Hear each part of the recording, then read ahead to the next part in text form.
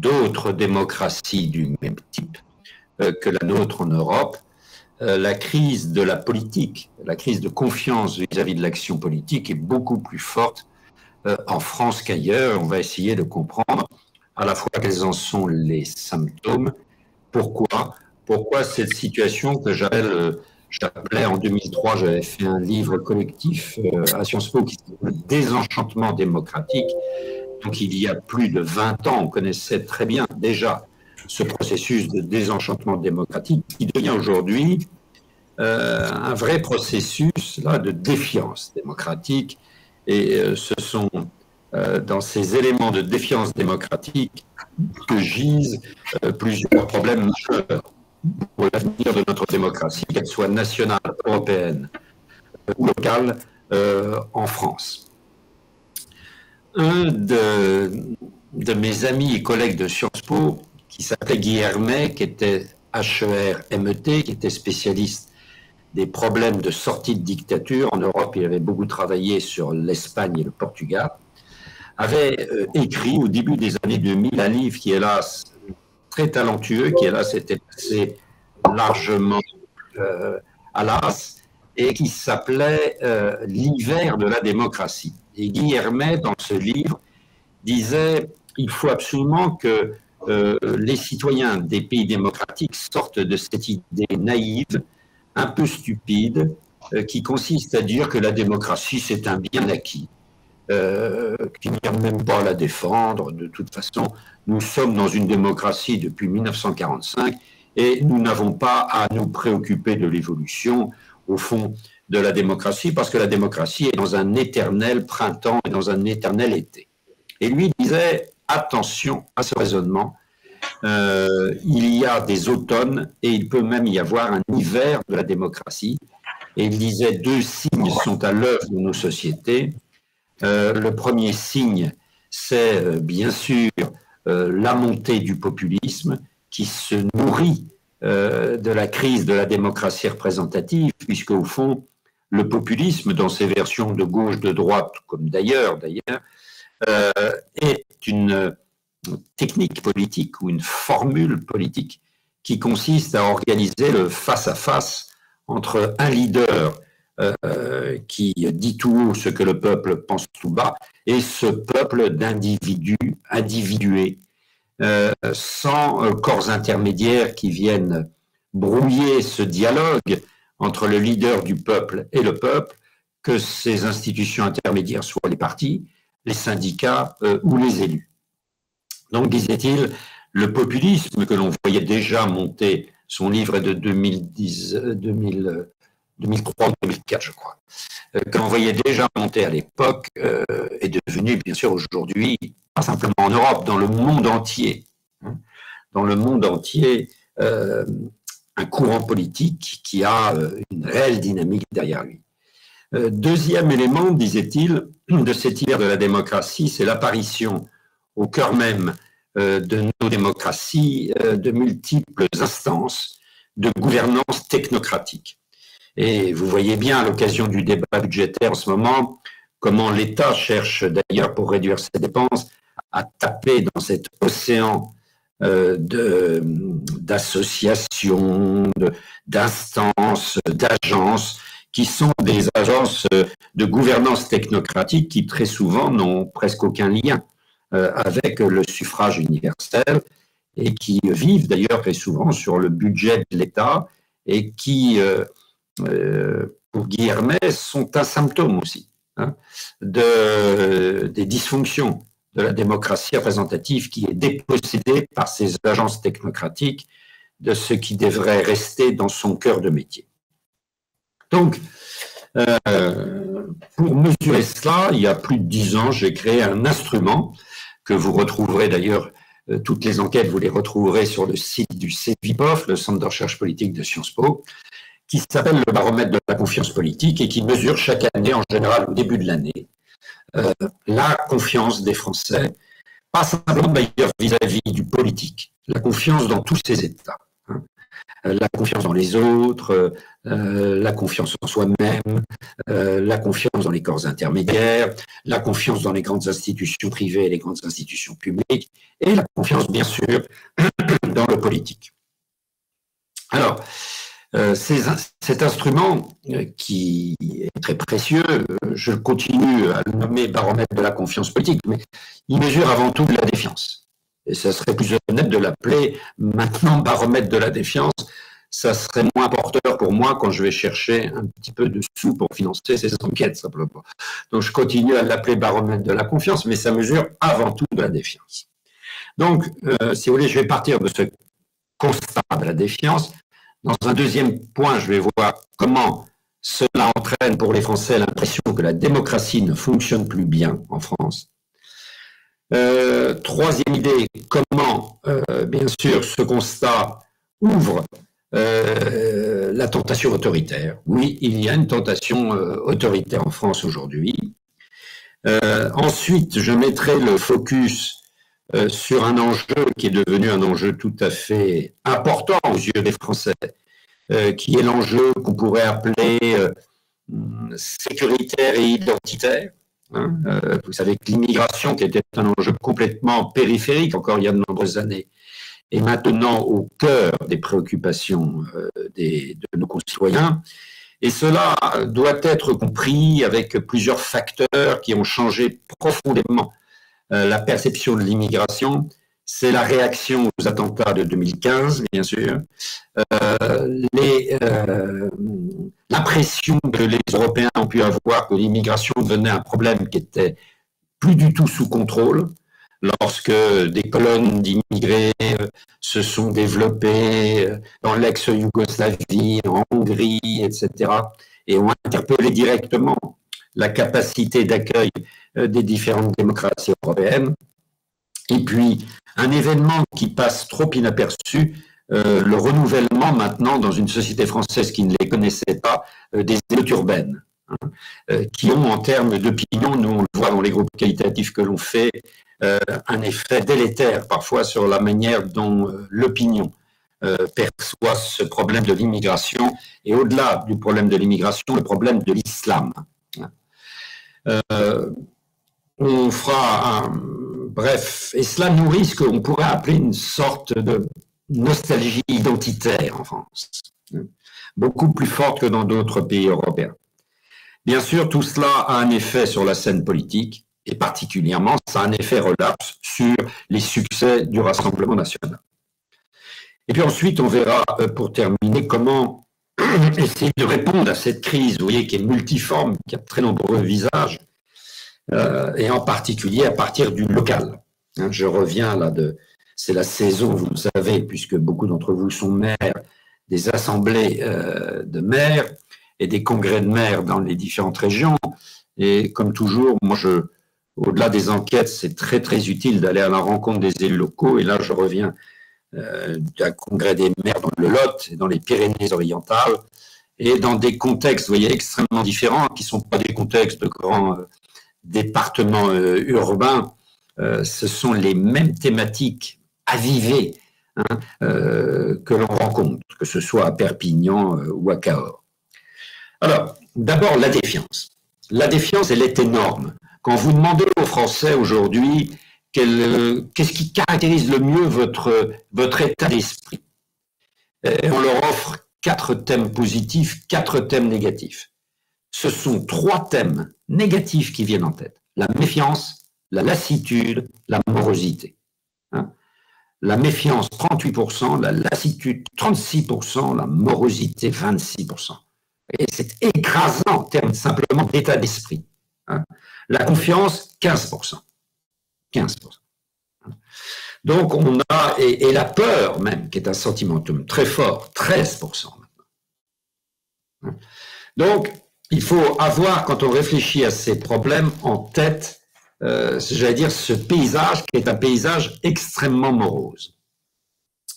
Et la crise actuelle et les réactions de toute une partie de la classe politique dans le débat budgétaire qui montrent qu'au fond, personne ne prend le débat budgétaire au sérieux, ne sont là que pour renforcer cette impression. C'est-à-dire qu'au-delà de la méfiance et de la lassitude, maintenant les gens ont peur, parce qu'ils se disent mais qu'est-ce que c'est que ça? Il faut lutter contre le déficit public, on nous propose 60 milliards d'impôts en plus. Là, vraiment, les gens n'y comprennent strictement plus rien. Hein. Il faut se mettre à leur place. Il faut se mettre à leur place. Deuxième indicateur dans ce sentiment de défiance, le sentiment de corruption. Alors là, c'est un vieux trait historique en France qu'on appelle la tradition de l'assiette au beurre.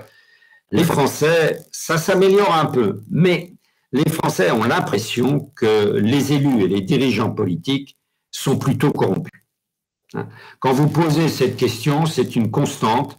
Aujourd'hui, c'est 68%. Vous rendez compte, c'est énorme. À peu près 7 citoyens sur 10 ont l'impression que vous êtes corrompus. Voilà. Et ceux qui ont l'impression que les élus sont plutôt honnêtes, c'est 30%. Donc, une vieille tradition, mais là, qui est historique, c'est pas un effet de conjoncture, c'est pas lié à des affaires particulières, c'est le fait que, en effet, contrairement à d'autres pays, la défiance s'exprime aussi sur ce terrain, l'usage des deniers publics. Alors, quand on regarde ce niveau de confiance vis-à-vis, ou plutôt de défiance vis-à-vis du politique, il faut nuancer. Et là, ça va rassurer les élus locaux que vous êtes. Quand on demande est-ce que vous avez confiance ou non dans les institutions suivantes, les 3 institutions politiques qui surnagent, c'est le conseil municipal, 59% de confiance, le conseil départemental, 51%, le conseil régional, 49%. Oui, au fond, là, on est un Français sur 2 et même plus ont confiance. Après, c'est le véritable effondrement. Pour les institutions nationales, elles sont en queue de peloton. Le gouvernement, 28%, l'Assemblée nationale, 29%, l'institution présidentielle, 31%. Ce qui est assez révélateur, c'est que l'institution nationale qui s'en tire le mieux, c'est le Sénat, 35%. C'est-à-dire l'institution nationale qui exprime, au fond, qui exprime les territoires, qui exprime le local. C'est la seule institution nationale, vous voyez, c'est pas extraordinaire, 35%, mais c'est 6 points de mieux que l'Assemblée nationale. Alors, voilà le constat. Ensuite, là où le bât blesse, parce qu'on pourrait se dire au fond, voilà, on va s'habituer à cette fatigue démocratique, mais là où le bât blesse, et là où ça se dégrade vraiment, c'est que de plus en plus de Français considèrent que la démocratie ne fonctionne plus bien en France. Lorsque j'avais commencé en 2009 ce baromètre de confiance, c'était une majorité de Français, à peu près, c'était 55 ans. 50% des Français considéraient que la démocratie fonctionnait très bien ou assez bien. Aujourd'hui, c'est 68%. À peu près 20 points de progression en 15 ans. Là, il y a quelque chose qui se passe. De plus en plus de Français disent, au fond, c'est la démocratie qui ne fonctionne pas bien. Et là, ça s'accentue. Ça s'accentue. Et comment voulez-vous qu'ils pensent autrement? Ils regardent depuis le résultat des législatives la manière dont fonctionne le pouvoir, ils se disent, en effet, ça ne fonctionne pas bien.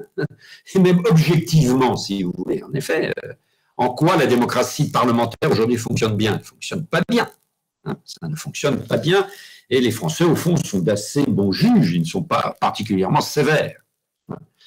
Et quand vous comparez avec des pays, parce que là j'ai eu quelques crédits pour faire exactement la même enquête dans 3 pays européens, l'Allemagne, la Pologne et l'Italie, eh bien c'est en France que ça se passe le plus mal. En Allemagne, c'est encore 51% des Allemands qui considèrent que la démocratie se porte bien. En France, c'est 30%. En Italie, c'est 36%, en Pologne, c'est 35%. Et en France, ça va, la situation est pire qu'en Italie. Alors, il faut reconnaître qu'avec le gouvernement Meloni, la perception du fonctionnement du pouvoir s'est améliorée. Mais en Pologne, où il y a eu une forte crise aussi, vous voyez que c'est encore mieux en Pologne qu'en France. La France est vraiment là, dans une situation qui est une situation vraiment complexe. Alors, troisième idée, ça développe bien sûr la tentation autoritaire. Heureusement, les Français restent encore attachés, ils le disent, à un système politique démocratique. OK. Mais lorsque vous leur faites des propositions et que vous leur demandez ce qu'ils en pensent, que l'armée dirige le pays, et là, ce n'est pas rien, 23%. Avoir à sa tête un homme fort qui n'a pas à se préoccuper du Parlement ni des élections. Là, c'est la définition même de la démocratie libérale, quoi. Il y a encore des élections, il y a encore un Parlement, mais on a un homme fort qui dirige. Hein? Au fond, la démocratie libérale, telle que peut-être le Premier ministre hongrois la conçoit aujourd'hui, hein, eh bien, c'est 34% des Français. Plus d'un Français sur 3, aujourd'hui, rêve d'une démocratie illibérale. Et les pulsions autoritaires, si vous voulez, là on pourrait se dire oui, mais c'est purement limité, c'est encore minoritaire, c'est vrai, mais heureusement d'ailleurs, mais c'est encore limité à certains secteurs de l'opinion. Alors c'est pas n'importe quel les secteurs de l'opinion. Vous vous apercevez, plus les citoyens sont jeunes, plus ils sont en faveur de solutions autoritaires. Hein? Ce sont les jeunes, les moins 40 ans, au sens large, qui sont les plus demandeurs de ces solutions autoritaires. Au fond, leur raisonnement, c'est de dire ça ne marche pas. Pour nous, ce n'est pas satisfaisant. La démocratie dysfonctionne. Essayons autre chose, ça sera plus efficace. Vous savez, le côté consommateur, pragmatique des jeunes citoyens aujourd'hui. Hein, qui, on le voit dans certains groupes qualitatifs, maintenant sont très intéressés par ce qui se passe en Hongrie, sont très intéressés par ce qui se passe en Turquie, ont parfois des jugements même pas complètement négatifs sur Poutine, sur Xi Jinping, hein, en disant, voilà, là ça tourne, c'est efficace leur truc. Hein. Vous voyez, ces citoyens qui aujourd'hui aux États-Unis se disent au fond, pourquoi pas Trump? Certes, il a des tendances violemment autoritaires, mais pourquoi pas lui? Il est efficace, il va bien gérer nos affaires, voilà, il sait gérer une entreprise, enfin, il est censé savoir gérer une entreprise, pourquoi pas gérer les États-Unis? Alors, cette tendance à l'autoritarisme, elle ne se décèle pas seulement dans le domaine politique. On soumet, vous savez, des items, des thèmes à la population, on leur demande de réagir, on leur dit « Est-ce que vous êtes d'accord avec ces affirmations ?» L'autorité est une valeur qui est trop souvent critiquée aujourd'hui. 85% des Français se retrouvent dans cet item. On a besoin d'un vrai chef en France pour remettre de l'ordre. 82%. Il faudrait rétablir la peine de mort, 51%. Vous voyez? Donc, ces demandes, ces pulsions autoritaires, elles font système. Hein? Vous avez un nombre extrêmement important de Français qui aujourd'hui se disent au fond tout ça, voilà, pourquoi pas remplacer la démocratie par autre chose, ou cette démocratie pluraliste qui donne l'impression, ils regardent le spectacle de l'Assemblée nationale, qui donne l'impression de dérailler complètement, avec des gens qui n'ont aucun sens du mandat qui leur a été confié par le peuple, etc. Ils se disent, mais qu'est-ce que c'est cette fois d'empoigne, quoi, hein? Voilà. Hein. Alors, la punition autoritaire est là. Elle s'exprime, on va le voir, directement dans les urnes. Hein, la force de certains partis dits protestataires qui portent mieux cette culture que d'autres. Voilà, hein, disons ça comme ça. Elle est présente un peu partout, hein, bien sûr, mais elle est présente dans certains partis qui sont des partis qui savent organiser cette protestation et en faire une arme électorale. Alors ensuite, la question de l'immigration et de l'islam. Bon, si vous voulez, il y a l'idée, souvent on botte en touche en disant bah oui, mais tout ça c'est créé par les médias, CNews, etc. Bon, moi je veux bien, mais enfin, CNews à lui seul ne fait pas l'opinion en France. Vous voyez, il ne faut pas caricaturer, je veux dire. Hein. Les Français, à partir de leur expérience, à partir de leur vision des problèmes de la société française, qui est la leur, considèrent aujourd'hui à 61% qu'il y a trop d'immigrés en France. 61%, vous voyez, c'est pas 49, c'est pas 50, c'est 61. Et ça augmente plutôt dans la période récente. L'islam représente une menace pour la République, 61% également.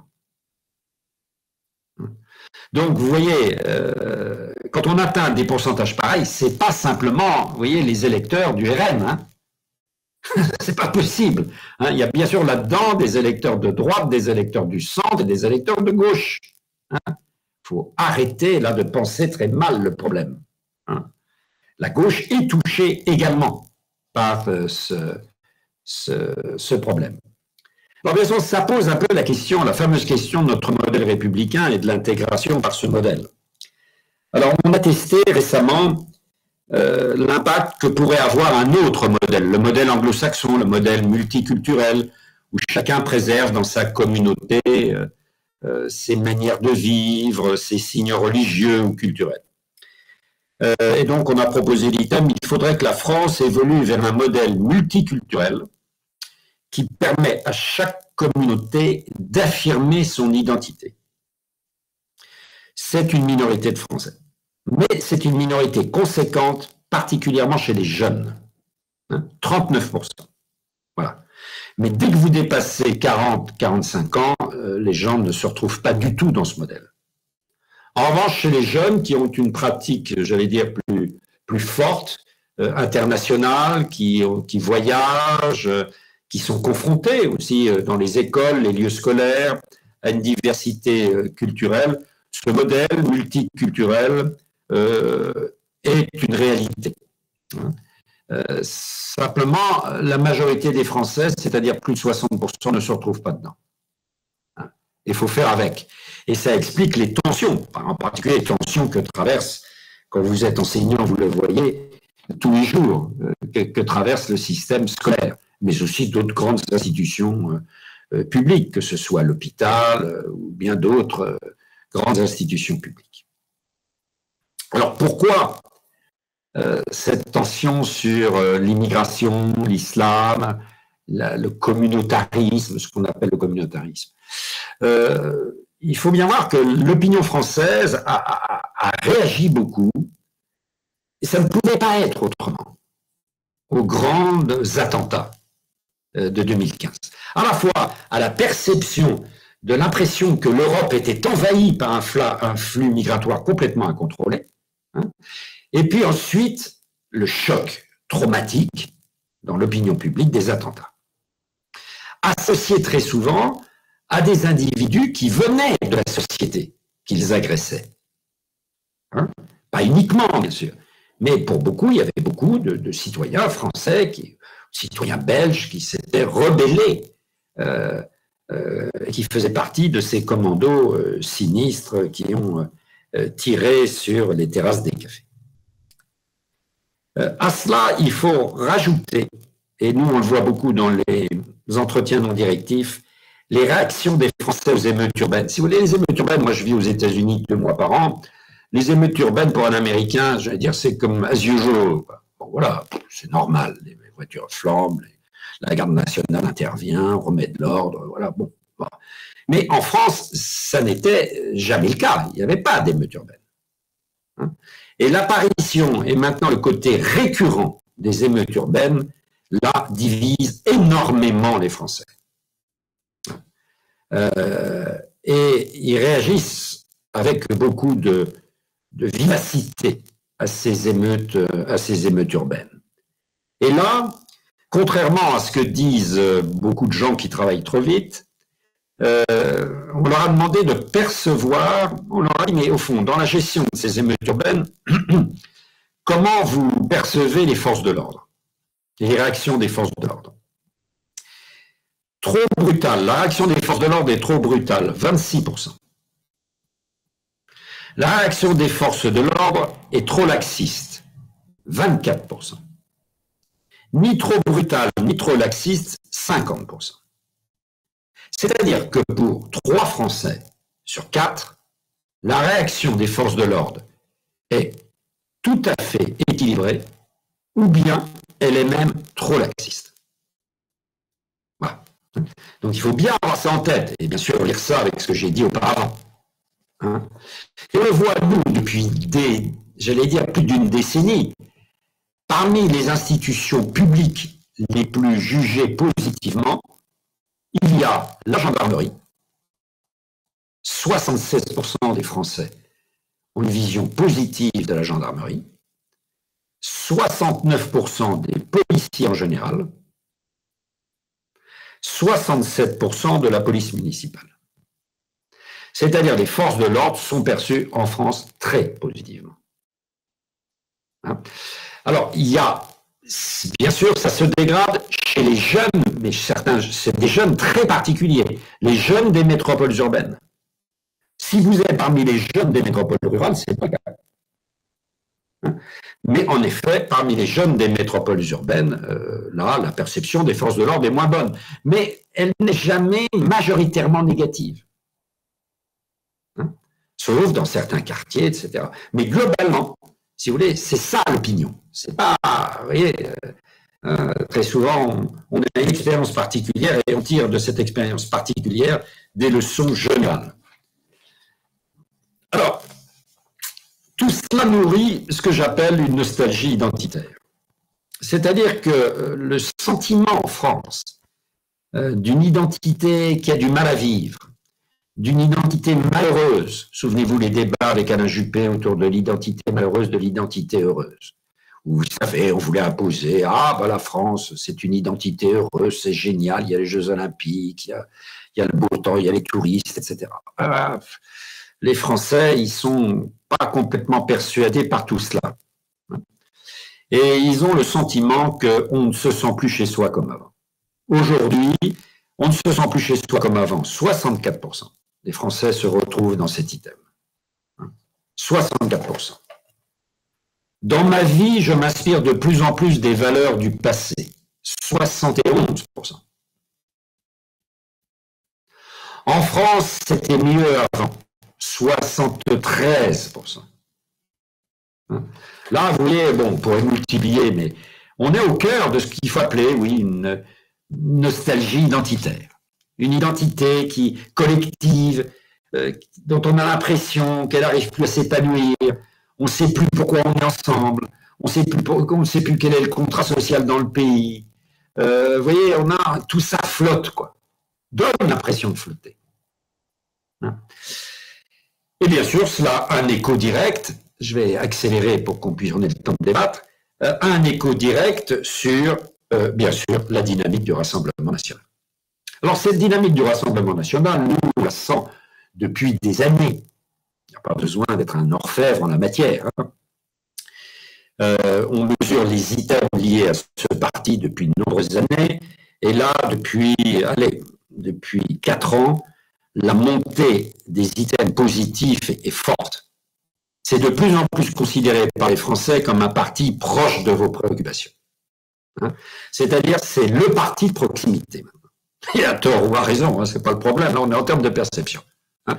Mais c'est considéré comme le parti de proximité. C'est aujourd'hui considéré comme le parti qui est le plus proche des préoccupations des Français.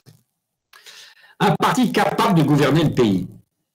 En 2017, on avait posé la question, c'était 1 Français sur 4. Aujourd'hui, c'est presque 50% des Français. Ça, c'est énorme. Ça, c'est le verrou qui, si ce verrou saute, le Rassemblement national arrivera au pouvoir. C'est encore un verrou, on l'a vu, qui a fonctionné au second tour des législatives. C'est-à-dire qu'il y a eu suffisamment de Français qui doutent de la capacité du RN à gérer le pouvoir, au plan local comme au plan national, et qui fait que les gens se disent non, pas maintenant. Pas maintenant. Hein. Mais les choses bougent, quoi, en termes d'opinion. Et vous voyez que des tas d'attitudes, je regardais hier l'attitude de Bardella par rapport aux jours de carence, vous savez, au débat sur les jours de carence pour les fonctionnaires, l'attitude de Bardella qui a surpris et pas surprenante. Bardella veut donner des gages en disant voilà, dans la lutte contre le déficit public, il faut que tout le monde s'y mette, les fonctionnaires comme les autres. Voilà, bientôt ils vont même dire voilà, il faut que les retraités attendent 6 mois avant d'avoir leur hausse, etc. Parce que voilà, ça fait partie des attributs de la gouvernementalité, en disant voilà, c'est des gens sérieux, quoi. Bon. Alors ça, c'est traduit en effet par le score tout à fait vertigineux du RN aux européennes, 32%, c'est-à-dire c'est le parti qui arrive en tête, mais qui fait 2 fois plus que le parti qui suit. Voilà. On n'avait jamais vu ça aux européennes dans une proportion pareille, avec 30 députés qui représentent la France, il faut bien se dire ça, qui représentent la France au Parlement européen de Strasbourg, alors que les forces comme Glucksmann, c'est 13 députés, ou les forces de Madame Valérie Ayé, les forces de la majorité actuelle, 13. La France insoumise, 9 députés. La droite, 6 députés. Voilà. Donc, il faut bien voir. Moi, je vois, dès qu'on voyage en Europe, la perception de la France en Europe, maintenant, c'est beaucoup le Rassemblement national. Beaucoup. Alors, il faudra qu'ils soient un peu plus efficaces et sérieux qu'ils ne l'ont été dans les années passées. Les procès actuels montrent qu'ils ont encore des progrès à faire. Voilà. Aux législatives, bien sûr, le deuxième tour, beaucoup d'hommes et de femmes des partis de l'arc central se sont dit, bon, rassurons-nous, mais enfin, 125 députés, c'est le premier groupe à l'Assemblée nationale. Parce que quand on dit, bah oui, mais le NFP, c'est 4 groupes parlementaires. Et c'est 4 groupes qui vont cultiver de plus en plus leurs différences. C'est inévitable. Il n'y aura pas un seul candidat de gauche à l'élection présidentielle. Donc, n'oublions pas cet aspect des choses, 125 députés plus 17 députés ciotistes, vous voyez, ça fait quelque chose tout de même d'assez confortable. Alors, pour conclure, comment essayer de répondre? Moi, je vois 4 axes. La conjoncture actuelle fait que nous redécouvrons la dimension parlementaire de la Ve République. Vous savez, quand la Ve République a été conçue par Michel Debré et le général de Gaulle, il ne s'agissait pas de faire un régime présidentiel. Il s'agissait de faire un régime parlementaire. On ne parlait pas de régime présidentiel. De Gaulle n'en parlait pas. D'ailleurs, De Gaulle n'avait pas voulu l'élection du président par le peuple en 1958. Il s'agissait de faire un régime parlementaire qui marche même en situation de crise. C'est là où on a inventé toutes les armes que vous allez voir à nouveau mises en œuvre très bientôt, l'article 49 alinéa 3, tout ce qu'on appelle le parlementarisme rationalisé. C'est-à-dire en situation de crise, comme on est en ce moment, de crise majeure, et là ça continue de tourner. Parce qu'il y a ces armes du parlementarisme rationalisé. Bien. Cette évolution montre qu'il faut rééquilibrer les institutions au profit du pouvoir législatif. D'ailleurs, le pouvoir est passé objectivement de l'Élysée à Matignon et à l'Assemblée nationale. Il faut en tirer les conséquences. Il faut peut-être faire évoluer les institutions dans le genre de l'invention d'un régime qui sera un régime davantage parlementaire. Il faut garder l'élection du président de la République au suffrage universel parce que ça, vous n'allez pas enlever ça aux Français. Mais il faut peut-être songer à une diminution des pouvoirs propres, comme disent les juristes, du président de la République. Le président de la République, dans le dispositif actuel, a trop de pouvoirs. Donc, on pourrait imaginer une démocratie à la portugaise, une démocratie à l'autrichienne, une démocratie à la finlandaise, où on continue à choisir son président de la République, mais c'est un président de la République qui n'a qu'un rôle d'arbitre, qui d'ailleurs est inscrit dans la Constitution de 1958, et qui intervient, retrouve du pouvoir dans des situations de blocage, pour essayer de débloquer le système.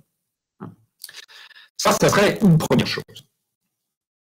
La deuxième chose, c'est de développer ce que vous connaissez certainement sur vos terrains locaux, ce que Dominique Rousseau, le constitutionnaliste très imaginatif, appelle la démocratie continue. C'est-à-dire, en effet, nos concitoyens ont envie de dire leurs mots. Pas tous, mais des citoyens engagés dans le tissu associatif. Ils ont envie de dire leurs mots. Il faut qu'ils trouvent des exutoires. pour dire leurs mots. Et la démocratie participative et délibérative en est un. Mais, et le président de la République l'a bien compris, d'ailleurs, il a multiplié des expériences de démocratie participative ou délibérative, et d'ailleurs, j'avais participé à une d'entre elles comme garant du débat national lorsqu'il avait fait ce débat après le mouvement des Gilets jaunes. Et j'en avais tiré un bouquin, si ça vous intéresse, où je développe tout ça, il s'appelle « Le grand écart, chronique d'une démocratie fragmentée ». Et je disais en effet, si on développe, ce qui me semble raisonnable, cette démocratie participative, il faut l'articuler très concrètement sur la démocratie représentative. La démocratie participative ne peut être un substitut à la démocratie représentative. Elle doit être une forme d'instance de conseil, de participation à la décision. Mais il faut l'articuler avec la démocratie représentative qui, elle seule, a la légitimité pour décider en dernière instance. Et là-dessus, il ne faut pas transiger. Hein, parce que sinon, c'est la porte ouverte à des dérives où des minorités vont décider pour des majorités. Voilà. Mais, je vais dire, mettons-nous au travail. C'est assez simple de penser je vais dire presque des systèmes de tubulure démocratique pour articuler démocratie participative et démocratie représentative. Troisième piste, réhabiliter l'usage du référendum. De Gaulle et Debré avaient bien conçu la Ve République comme étant une Ve République où le suffrage universel s'exprimait par les élections et par le référendum. Les Français soutiennent massivement le référendum. Alors, il y a plusieurs... il ne faut pas l'utiliser à n'importe comment, dans n'importe quelle condition, mais on voit bien que sur certains enjeux, je pense par exemple aujourd'hui aux enjeux de fin de vie, qui sont des enjeux qui interpellent chacun d'entre nous, au fond, pourquoi laisser à la représentation nationale la décision pour cette chose qui interpelle tous les Français, dans ce qu'ils ont de plus cher, hein, leurs parents, leurs enfants, leurs conjoints, etc. Hein. On pourrait très bien imaginer un référendum avec une campagne, si possible, un peu digne sur le sujet l'exige, comme en font par exemple nos voisins suisses. Hein. On va regarder ce qui se fait de l'autre côté des frontières.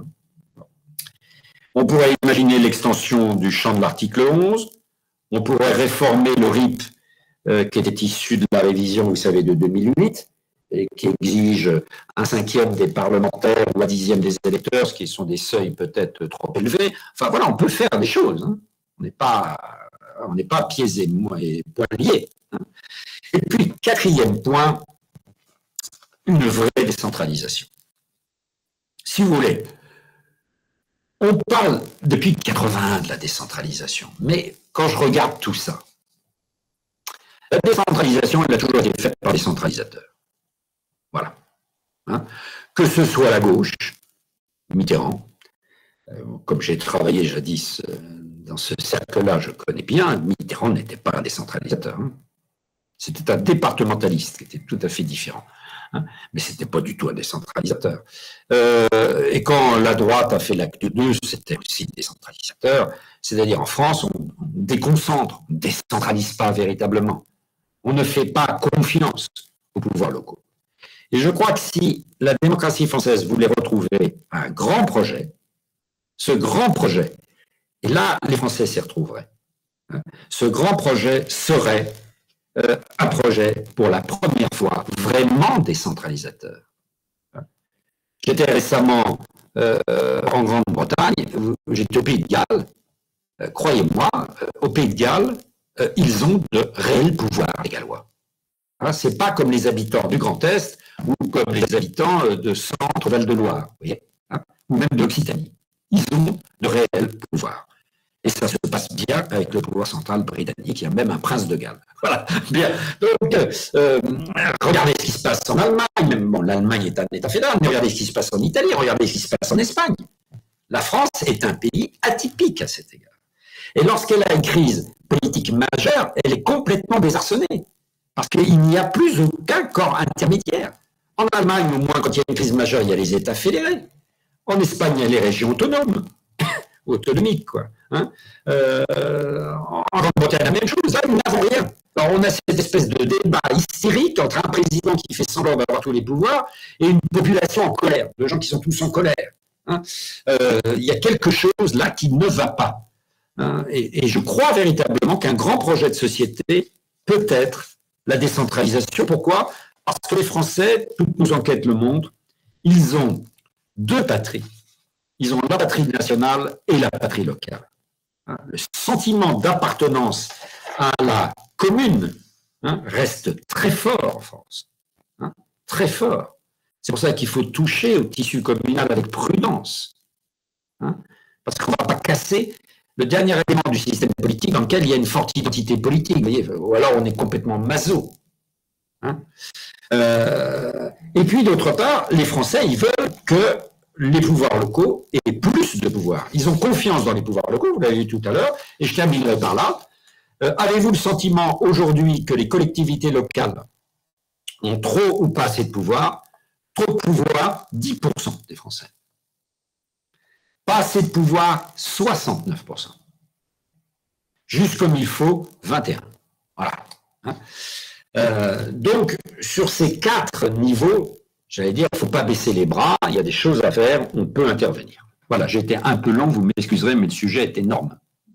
Oui, absolument. Alors déjà, merci vraiment infiniment pour avoir fait le point de la situation sur la base des dernières enquêtes et puis aussi nous avoir partagé vos analyses et dégager terminer en plus en dégageant des perspectives qui permettraient peut-être, dans une certaine combinaison politique, de pouvoir ouvrir un nouvel espace d'espérance, parce que vraiment, on est dans une situation, je crois, assez compliquée. Ceux qui souhaitent intervenir, si vous pouvez lever la main,